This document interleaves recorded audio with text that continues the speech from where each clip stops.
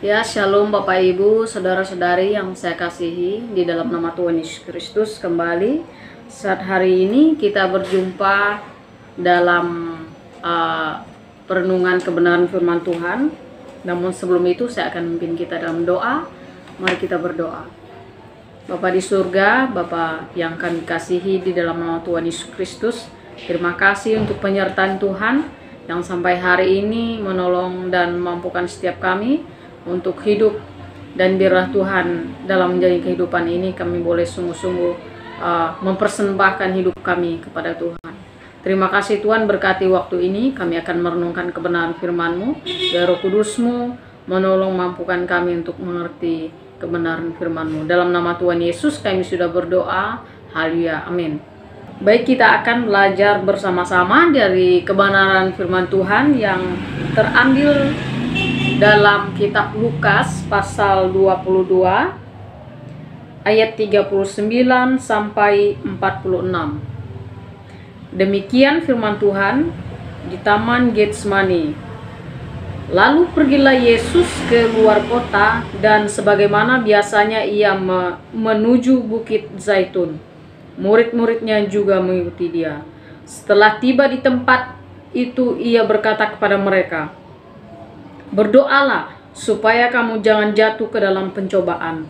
Kemudian ia menjauhkan diri dari mereka kira-kira sepelempar batu jaraknya. Lalu ia berlutut dan berdoa. Katanya, "Ya Bapakku, jikalau engkau mau, ambillah cawan ini daripadaku. Tetapi bukanlah kehendakku, melainkan kehendak-Mu lah yang terjadi." Maka seorang malaikat dari langit menampakkan diri kepadanya untuk memberi kekuatan kepadanya. Ia sangat ketakutan dan makin bersungguh-sungguh berdoa. Peluhnya menjadi seperti titik-titik darah yang bertetesan ke tanah. Lalu ia bangkit dari doanya dan kembali kepada murid-muridnya, tetapi mendapati mereka sedang tidur karena duka cita. Katanya kepada mereka, "Mengapa kamu tidur? Bangunlah dan berdoalah supaya kamu jangan jatuh ke dalam pencobaan." Ya, sedemikian pembacaan firman Tuhan yang akan kita renungkan hari ini. Di bawah satu tema, fokus kita ialah pada kehendak Tuhan. Kalau kita meneliti dan menelusuri dalam olahraga panahan, di situ ada, dan di dalam lingkaran itu ada titik kecil, di mana titik kecil itulah sasaran atau target yang harus dicapai oleh seorang pemanah. Nah, dalam olahraga panahan ini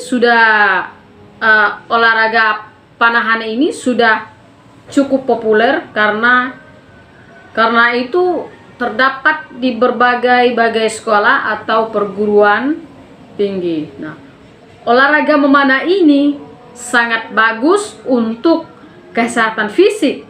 Dan tidak hanya untuk kesehatan fisik, tetapi juga melatih daya fokus. Dan yang lebih penting adalah melatih kesabaran. Nah, olahraga memanah, gerakannya itu tidaklah banyak. Yang dibutuhkan ialah lengan, kemudian otot bahu dan otot dada.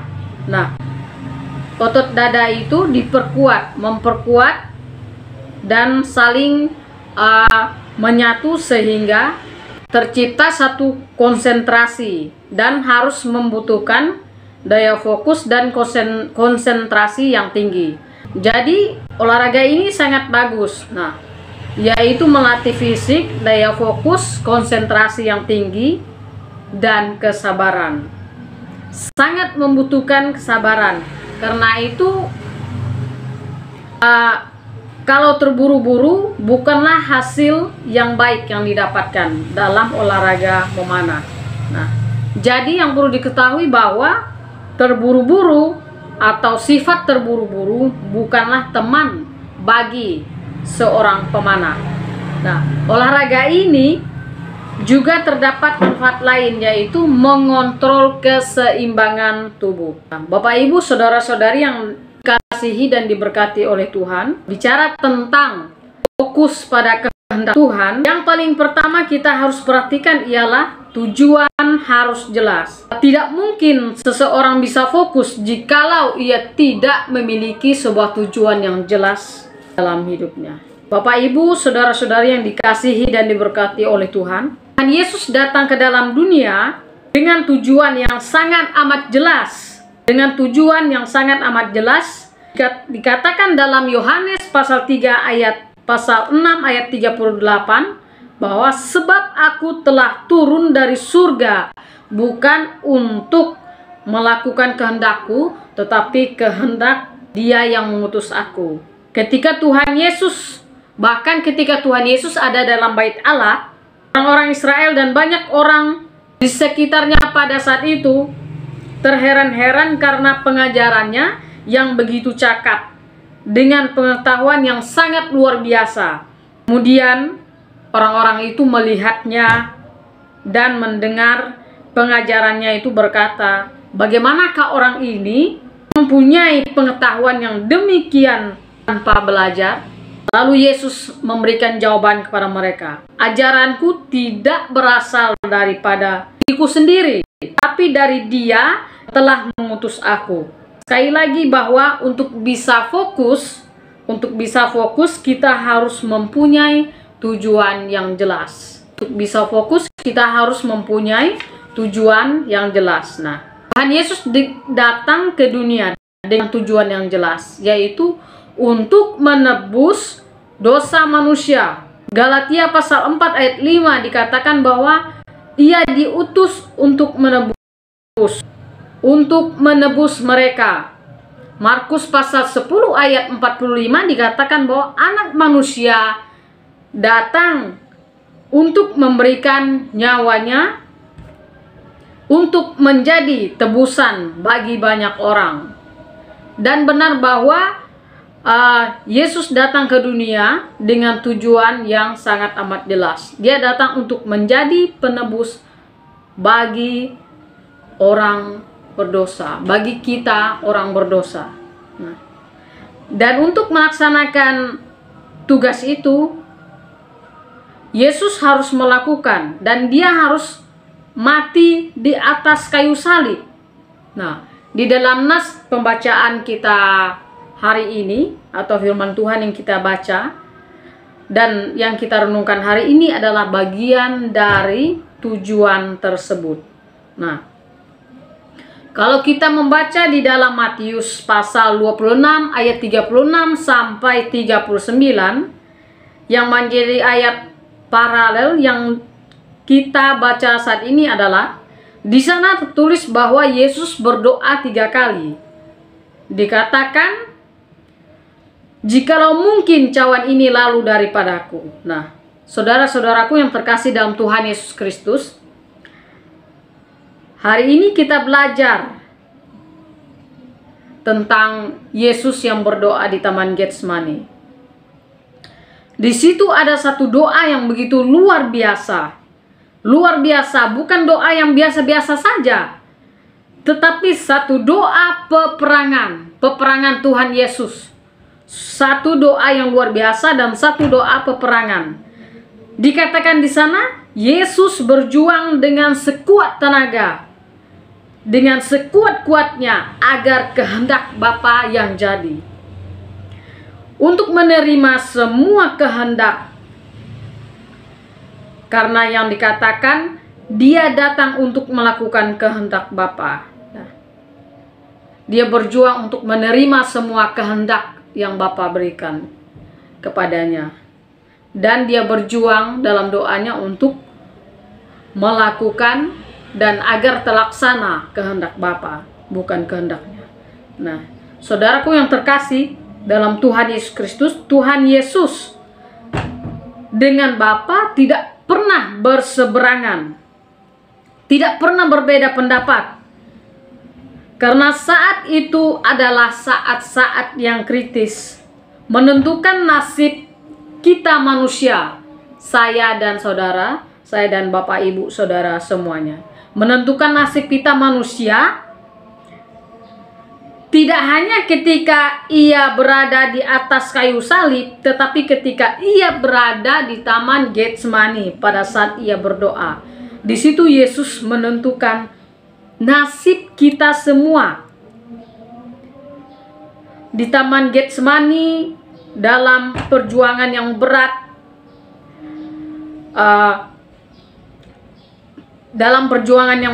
dan ketika di Taman Eden, Adam dengan segala kelimpahannya, kita bisa membandingkannya. Ketika di Taman Eden, Adam diberi segala kelimpahan, bagi dia dan bagi Hawa diberikan segala yang baik dan bahkan yang terbaik, tetapi tempat itu justru mereka gagal melakukan kehendak Tuhan untuk taat.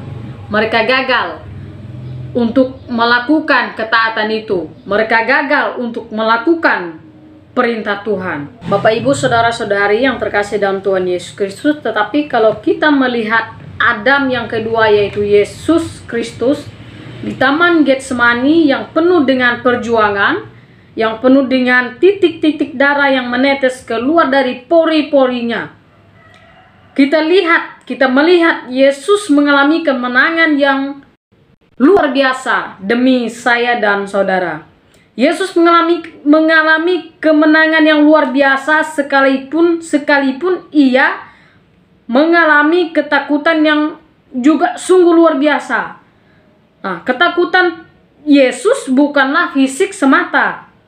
Sekali lagi bahwa Yesus dan Bapa tidak pernah berseberangan dalam artian berbeda pendapat. Tetapi ketakutan terbesar Yesus karena apa? Karena murka Allah yang luar biasa dilimpahkan kepadanya.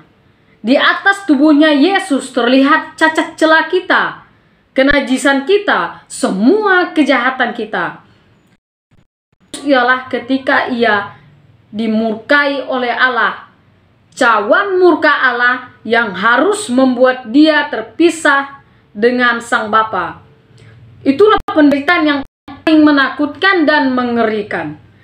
Meski kita tahu bahwa ketika Yesus berada di tengah-tengah dunia ini terpisah dengan Allah Bapa, namun secara rohani ia tidak terpisah dari Bapa. Nah, ketika harus menanggung murka Allah, ia terpisah dari Allah Bapa. Itu sebabnya dia katakan di atas kayu salib, Eloi, Eloi lama sabachthani, merupakan satu jeritan yang sangat amat dalam. Maka itu saudaraku terkasih, murka Allah itu tidaklah main-main.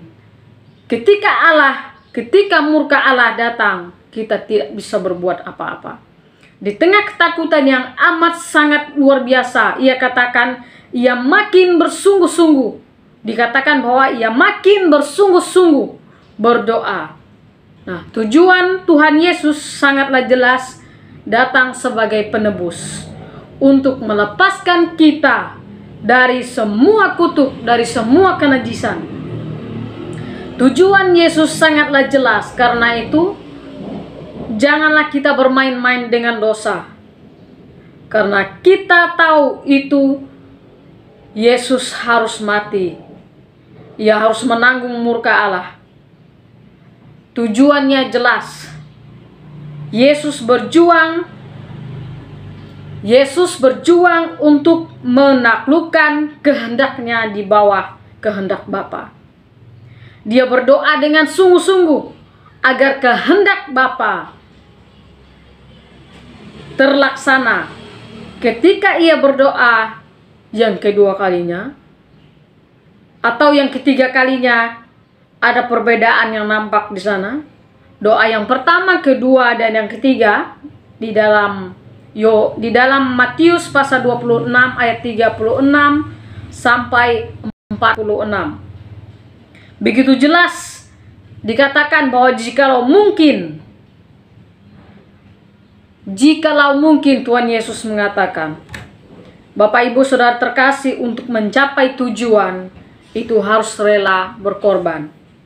Harus rela berkorban, kita harus tertuju pada Yesus yang telah mendahului kita. Maka kita harus mengabaikan hinaan, mengabaikan penderitaan dan sebagainya. Nah, apa yang membuat kita tidak lagi fokus pada kehendak Tuhan? Menjadi pertanyaan kita semua. Ada banyak hal yang membuat kita tidak lagi fokus pada kehendak Tuhan. Kita harus mengabaikan segala penderitaan yang kita alami dalam bentuk apapun. Ya Bapak Ibu terkasih di dalam Tuhan Yesus Kristus, maka untuk mencapai tujuan Tuhan dalam hidup kita atau kehendak Tuhan, kita harus membangun relasi dengan Tuhan. Kita harus siap membayar harga. Kita harus rela berkorban. Kita harus mau melepaskan hak-hak kita yang menjadi kesukaan kita, yang menjadi kebanggaan kita, yang menjadi prioritas kita di dunia ini, supaya tujuan Tuhan itu tercapai di dalam hidup kita. Maka biarlah dalam masa Paskah ini kita boleh mengenang kembali penderitaan, perjuangan, bahkan peperangan Tuhan dalam menyelamatkan kita, umat manusia, dari dosa. Tuhan Yesus memberkati kita. Mari kita berdoa. Bapa di surga, terima kasih, kami bersyukur atas penyertaan Tuhan. Bahkan hari ini kami boleh merenungkan kembali kebenaran firman-Mu. Biarlah Roh Kudus-Mu memampukan kami untuk kami boleh menjadi pelaku kebenaran firman-Mu. Dalam nama Tuhan Yesus kami sudah berdoa. Amin. Tuhan Yesus memberkati. Shalom.